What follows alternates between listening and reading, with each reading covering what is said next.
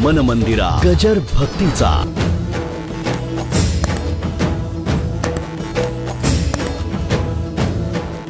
कॉलेजमध्ये पोरपोरी जात असतात, जे जातील ते हाय करतील आणि हवा यू म्हटलं की झालं का लगेच.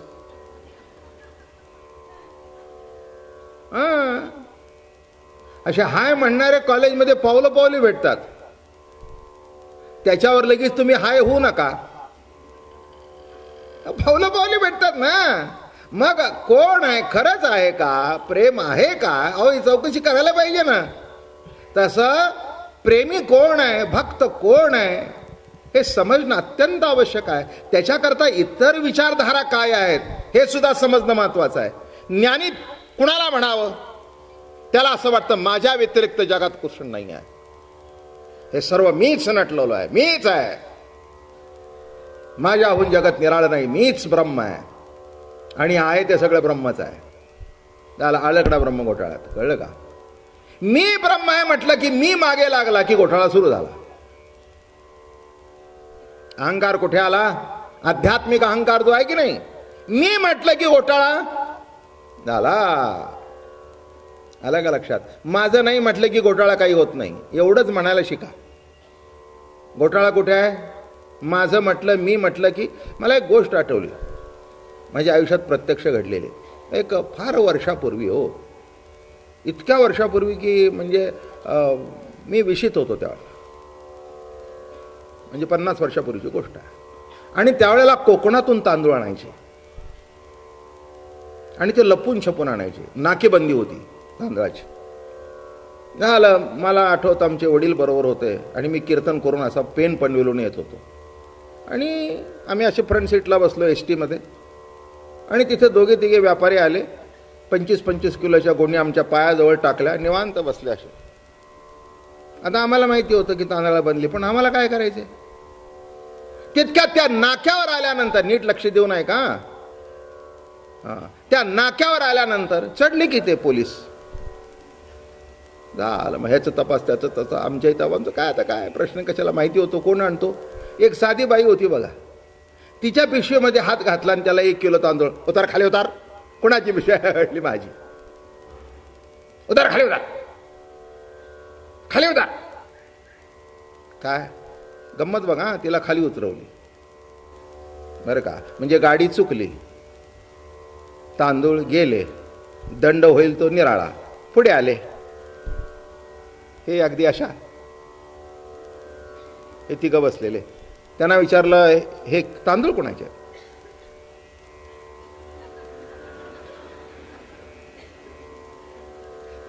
मी बघतोय त्यांनी आणून ठेवले, आपल्याला काय करायचंय. कारण नसताना मध्ये तोंड घातलं की भानगड होईल. अरे किसका है, आप तो बैठा है. अरे हम बैठने के पहले ही आता, हमको मालूम नहीं. आणि काही नाही, ते 25-25 किलोच्या गोणी उतरून घेऊन गेले.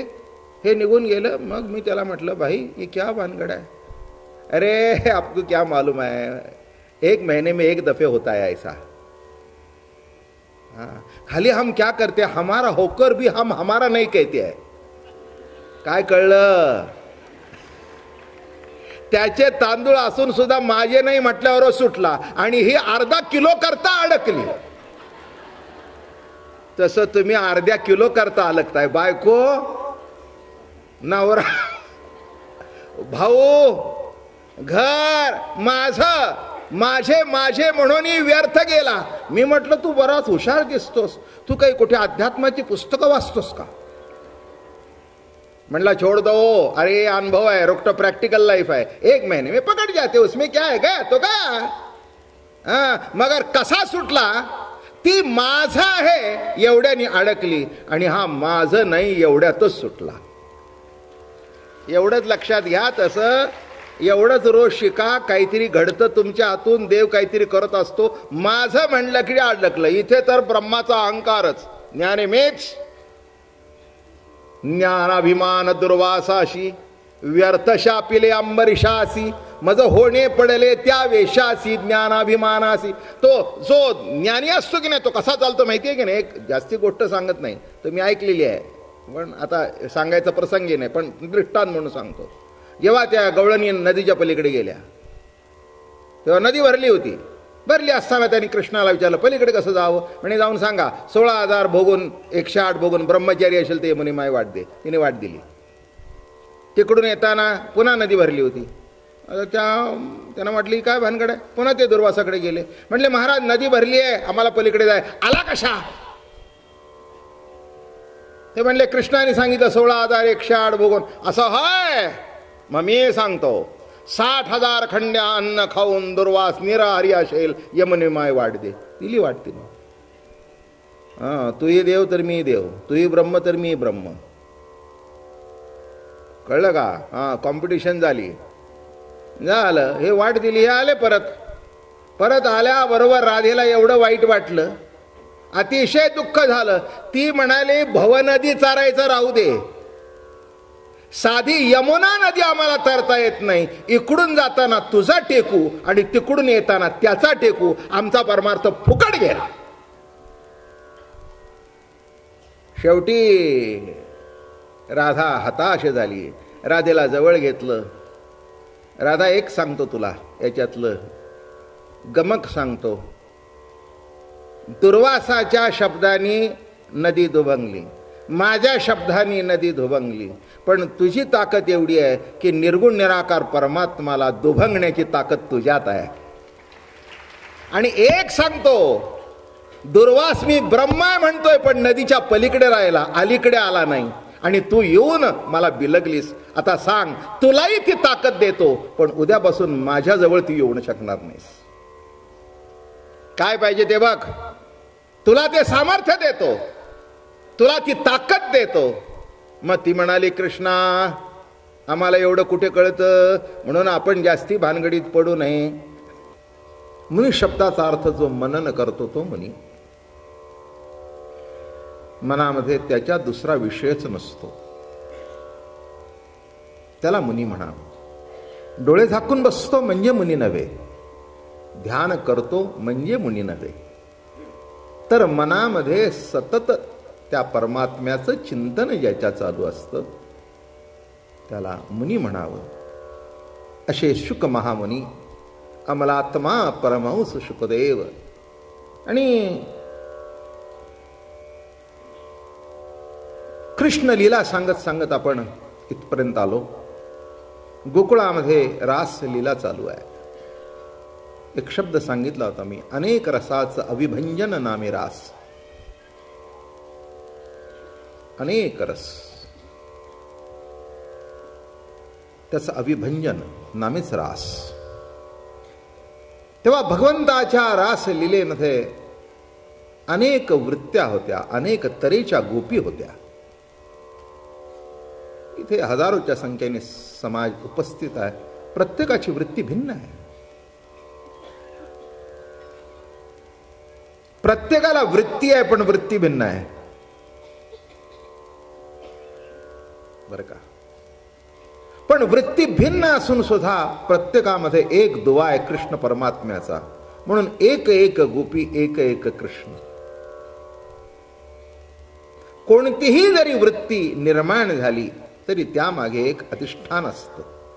ते अधिष्ठान असल्याशिवाय वृत्ती पुढे सरकत नाही किंवा ती आपल्या जीवनामध्ये फेर धरत नाही. हा एक सिद्धांत. काल एक मुद्दा आपल्या पुढे मांडला होता की वेदांती म्हणतात मी द्रष्टा आहे बर का. जीव आणि ईश्वर हे दृश्य आहे. पुष्कळ याच्यावर बोलता येतं. सहज काल थोडासा उल्लेख केला होता आणि पुढे गेलो होतो, पण मला वाटलं थोडंसं सांगावं. द्रष्टा म्हणजे त्याला त्याची समजूत अशी आहे मी देव आहे, द्रष्टा आहे, मी ब्रह्म आहे. कोण काय म्हणतो लक्षात घ्या. प्रत्येकाचे भिन्न विचार आहेत. सगळ्या विचारांची वाटचाल जरी कृष्ण परमात्म्यापर्यंत असली तरी पण विचार भिन्न आहेत आणि ते समजून घेणं आवश्यक आहे.